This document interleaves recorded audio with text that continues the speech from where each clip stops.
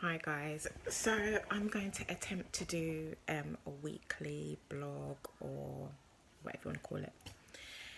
Just talk about whatever I feel like. This week I want to talk about just my journey so far this year, looking back on where I was last year in my life. Last year it was a very big transitional phase for me. I think I was still getting to know myself. This year, I have learned that women that have children, it takes us a really long time for us to work out who we are after having children. Like you're working things out in your life anyway as an adult. Like you're working out who you are anyway. But after you have kids, like who am I? I'm not just this person's mum.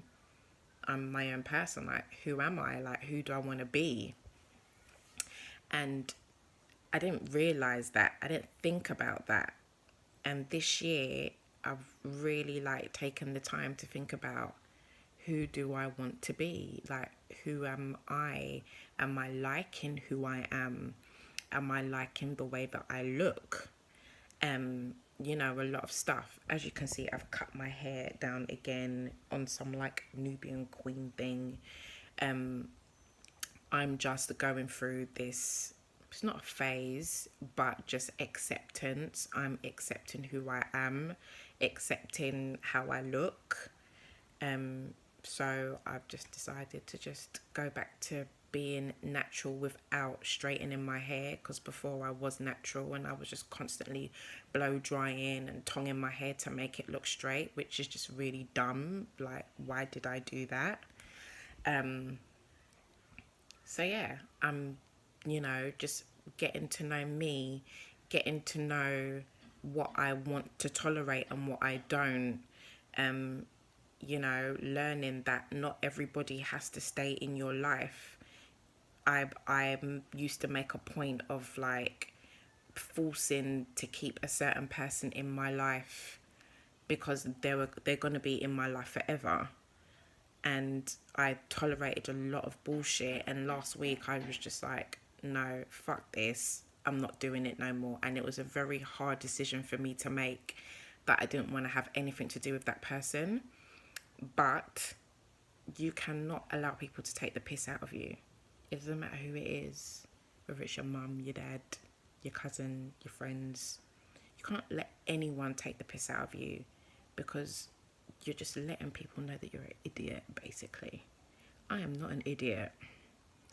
Um, yeah, it's been a very good year so far in terms of like my personal growth, um, and just accepting me. And another thing that I'm going through is just learning not to give a fuck what people think. People have always got something to say.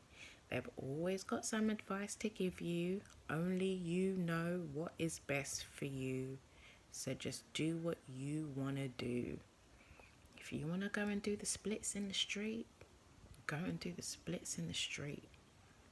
Do whatever you want. So that has been my journey so far. I'm actually really liking the person that I am becoming. Um, just being very selective of who I give my time to as well. Because there are some people that I used to give my time to that they just didn't warrant it, they didn't appreciate it. Your time is precious, especially when you're very busy. Be careful who you give your time to. Based on that, also, I've decided to just date myself. So I've been dating myself for a while now, and it is really good. This is part of me getting to know me. And how can you want to have a partner and you don't know who you are, or you are not the best version of you? How are you gonna make demands as a woman? Because a lot of us women do this. We're like, the man's gotta have this, they gotta have that, you gotta do this, you gotta do that. What are you doing? What are you bringing to the table? It's not just about whether or not you can cook or give the man good sex. Like, what are you doing? We all have a lot of issues. We're all born with these issues. But how are you going to tackle these issues? How does that affect you in relationships? Are you showing enough love to people? So many things, you know? We just need to work on being the best version of ourselves. And that is what I'm doing. So when I feel the time is right for me to settle down and get into a relationship, then I'm going to do so. In the meantime, I seem to have a lot of married men approaching me. I don't get it. Really, really, really don't get it. Don't get why they keep approaching me. Don't really like it. Don't mind having them as friends, but not, as a partner. Can I help you? Sorry, my son just came in, interrupted me. Yeah, like I was saying, I don't really get it. Maybe it's a thing that's always happened, but I'm only now just noticing it, or they're only now just coming to talk to me. I don't know. It's really, really strange. But I would only like to be involved with a single man that is mentally available.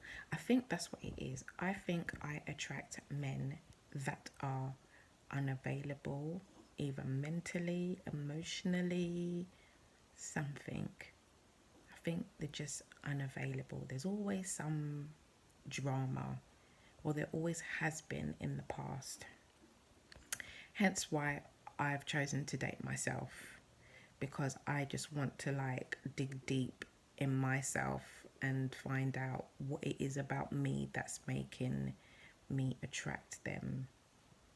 Because I would like to have the opposite. I would like someone that is available and is very stable. And even just with talking to my friends, we're all very different, but we all want the same thing. Like, we all want to settle down and stuff. And it's only of recent that I found myself thinking, oh, I've been saying for a long time, I don't want no man, I don't want this, I don't want that. Well, that's not true. I do want one. I just don't want the rejection. I can't take the rejection, the heartache and all of that. So just to protect myself, I say I don't want it. But I do. If there's any decent man out there, call me. So just to give you an example of me dating myself, I wrote a list about a year ago or 2 years ago of what I would want in a man. And every man that had shown interest in me, I kind of like ticked off what those men had. And I looked back at the list the other day, 28 items long, right? I don't have those 28 things. And if I do, I have not got 100% of those 28 things.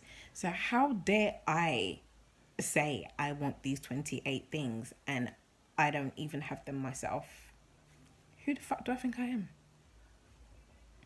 It's my whole point about dating yourself. You want all these things from a man, please let's, be so amazing that the levels that you command from the man that you're dating is so like up here that he's got to be on his A game. And it's not even to say that you're going to meet someone and he's going to have it, but maybe you're so on your A game that he's going to want to better himself so that he can keep you. That is what us as women need to aspire to. We don't need to aspire to having fake bodies. We need to aspire to, having the best heart we can have, for those that believe in God, or for whatever you believe in, knowing God, using your brains, That's what we need to aspire to. Being good people. That's what we need to aspire to.